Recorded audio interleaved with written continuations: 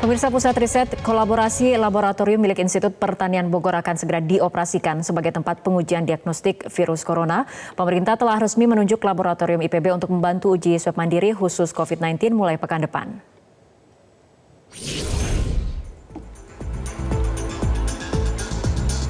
Pusat Riset Kolaborasi Laboratorium dan Biolaboratorium milik Institut Pertanian Bogor resmi ditunjuk pemerintah pusat untuk membantu uji swab mandiri khusus COVID-19 mulai pekan depan. Selain mempercepat deteksi penyebaran kasus COVID-19 di daerah, dua pusat laboratorium yang memiliki 4 unit alat polymer chain reaction atau PCR dinilai mampu menampung lebih dari 200 ajuan analisis pergerakan virus secara medium. Selain memenuhi standar uji dari Kementerian Kesehatan, dua pusat laboratorium ini juga memiliki 4 unit alat PCR canggih yang mampu mempercepat proses analisis swab COVID-19. Rencananya, dua laboratorium ini akan segera difungsikan pada 13 April mendatang untuk melakukan analisis uji swab mandiri khusus kota dan Kabupaten Bogor. Kami memiliki 4 PCR dan insya Allah kami akan memanfaatkan secara maksimal PCR yang ada di IPB ini untuk bisa melakukan proses uji, dan ini adalah sangat penting sekali untuk mendukung upaya RSUD Kota maupun Kabupaten Bogor dalam rangka untuk melakukan identifikasi terhadap masyarakat yang terkena COVID-19 sekaligus sebagai langkah kita untuk melakukan upaya pencegahan terhadap penyakit ini. Wakil Wali Kota Bogor, Dedi Arahim, mengaku bersyukur dengan diresmikannya dua laboratorium IPB sebagai lembaga riset resmi yang ditunjuk pemerintah untuk membantu analisis tes COVID-19. Pasalnya selama ini, proses pemeriksaan spesimen COVID-19 selalu dilakukan di Laboratorium Kesehatan Daerah Provinsi Jawa Barat yang berlokasi di Bandung dan Balitbangkes Pusat Kementerian Kesehatan. Juga ke Litbangkes Kementerian Kesehatan Republik Indonesia di Jakarta. Kami sih menyadari bahwa kedua lembaga ini tentu dalam kondisi saat ini permintaan untuk melakukan analisis swab test ini kan cukup tinggi. Makanya Bogor kebetulan punya lembaga pendidikan yang cukup baik ya, nama Institut Pertanian Bogor, dan kemudian juga Institut Pertanian Bogor mempunyai namanya Pusat Riset Kolaboratif yang ternyata bisa juga melakukan analisis untuk COVID-19. Selain mengantisipasi lonjakan kasus COVID-19, penggunaan dua laboratorium IPB diharapkan dapat mempercepat identifikasi penyebaran wabah COVID-19 di kota dan Kabupaten Bogor. Dari Bogor, Jawa Barat, Yudi Irawan, Metro TV.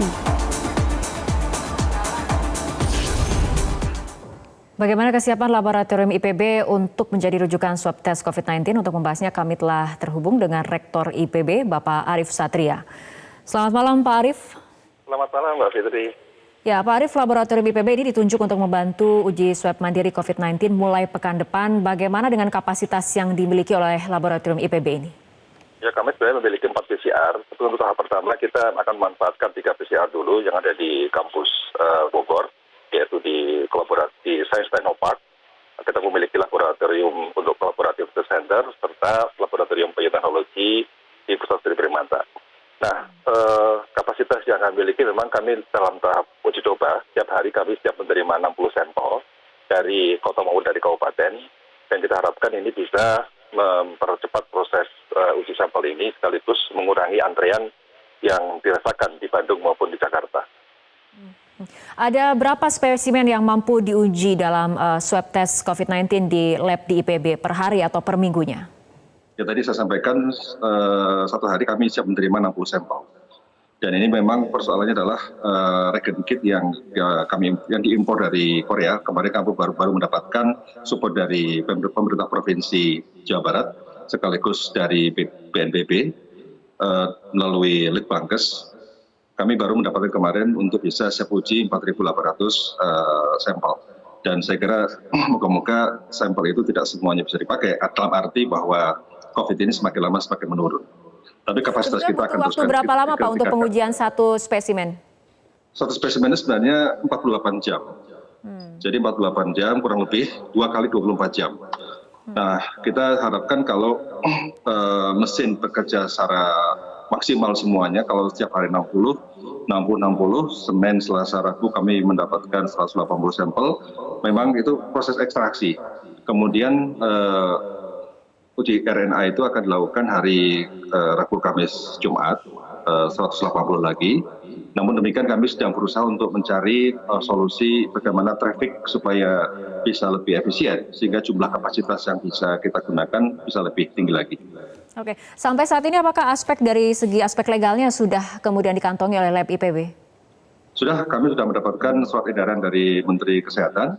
Pada waktu 3 hari lalu kemarin kami juga video conference dengan Menteri Kesehatan dan juga Menko PMK, dan sekaligus saya sampaikan tentang hal tersebut. Besoknya kami mendapatkan surat, artinya ada legalitas bagi kita untuk memanfaatkan lab-lab yang ada untuk bisa menguji lab.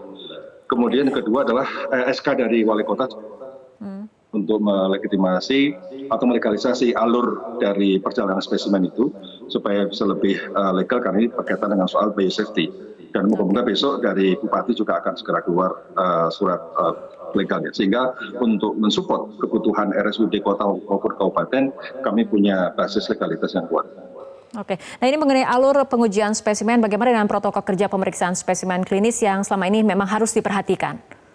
Ya, tentu kami sudah memiliki komite biosafety yang memang tugasnya menjamin bahwa keselamatan itu adalah nomor satu.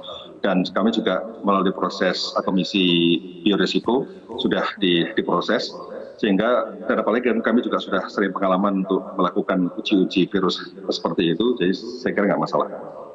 Oke, artinya untuk dari segi SDM ataupun tenaga penguji spesimennya juga kemudian sudah kemudian dipastikan mengenai keselamatan dari SDM sendiri pada saat melakukan pengujian. Siap, kami sudah semuanya. Oke, tadi dikatakan ini merupakan kolaborasi lab, ada 3 lab yang dilibatkan. Sebetulnya peran dari masing-masing lab ini seperti apa, Pak Arief? Enggak, sebenarnya ini lab semuanya kan lab di IPB. Kebetulan di lab di IPB kita sebenarnya ada 4 unit lab di IPB yang memiliki PCR. Jadi kita gunakan di 4 lab tersebut, akan tapi semua kita fokuskan di Bogor. Jadi itu kan soal internal kami untuk memobilisasi alat-alat PCR yang kami miliki, sehingga bisa mensupport untuk kebutuhan uji lab ini. Oke, ini selain kemudian menjadi rujukan pengujian diagnostik COVID-19, untuk inovasi penanganan pandemi COVID-19 sendiri, menurut Anda sebetulnya seperti apa seharusnya peran dari perguruan tinggi untuk memberikan solusi dari segi kajian sebagai policy recommendation bagi pemerintah untuk melakukan intervensi? Saya kira pertama adalah bahwa basis intervensi harus sains. Ini adalah kondisi darurat.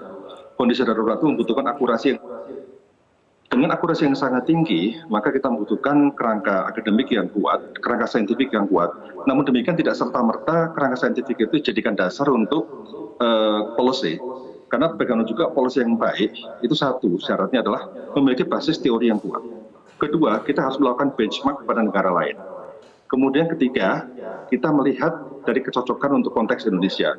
Jadi kombinasi antara basis saintifik, kemudian benchmark kepada negara lain berdasarkan pengalaman yang ada, serta kecocokan dengan negara kita itu harus kita cek. Nah, oleh karena itu, untuk ke depan, agenda-agenda yang harus kita lakukan adalah, pertama, ini kolaborasi riset sudah menjadi keniscayaan. Konsorsium riset pada level lokal, nasional maupun global harus kita lakukan. Dan kita sudah menjalin kerjasama dengan UI untuk level nasional, kemudian untuk global ini dengan Nagoya dan juga dengan Tokyo University untuk pengembangan berbagai mencoba untuk rapid test. Kemudian kedua adalah soal roadmap menengah, jangka pendek, dan jangka panjang ini harus kita formulasikan dengan baik konkret. Inovasi konkretnya apa? Inovasi yang pertama berkaitan dengan soal metodologi untuk prediksi. Kemudian kedua adalah inovasi peralatan medis. Yang ketiga adalah inovasi metodologi deteksi. Keempat adalah inovasi obat-obatan. Nah, disinilah IPB terpanggil untuk bisa melakukan inovasi-inovasi tersebut.